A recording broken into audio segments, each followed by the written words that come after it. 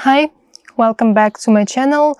I'm just going to do a quick review of Sigma 105mm lens. It's a macro lens with aperture 2.8, and I used it for, I don't know, probably 3 years now, and so I can give you a pretty comprehensive review on that. It has its minuses, but it has big pluses. Let's start with the positives. It's very good quality lens. I use it with my Sony Alpha 7 R3, so I already have a big advantage of having a full frame sensor with good megapixel count, so the quality of my images is already pretty good. But you know, if you use a good camera with bad lens, the image is still it's not going to be incredible. But this lens is really good, great for portraits, great for macro, and it's very reliable. Like I said, I used it for a long time, and actually almost on, well, maybe not daily basis, but really often. The quality of macro is really decent. I'll show some pictures of macro shots that I made. So in general, I love this lens. It makes beautiful portraits, and well, this point is maybe a positive for some people, but a little bit of a downfall for others.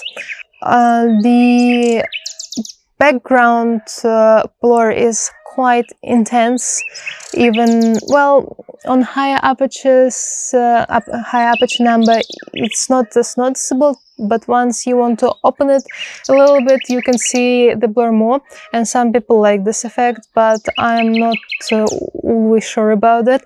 So for me, this is a little bit of a minus, but this is a long lens, so you know, have to deal with some stuff. And the other thing is the focus. It's a little bit slower than on Sony lens, because, well, this is a Sony camera and I find that it works better with a Sony lens. It's just a little bit quicker. Not that it's that slow, but it's just slightly slower than Sony lens. Nothing that you can't deal with, really. The other thing, of course, the 2.8 aperture is the widest, so you have to compensate with the light, and sometimes for macro shots you don't always have this light. If you're shooting outside in nature especially, maybe the sun is the only source that you've got. So this is another thing to think of. For portraits and studio work, this was enough, because you can control the light more. You can use a reflector or flash or other sources of light.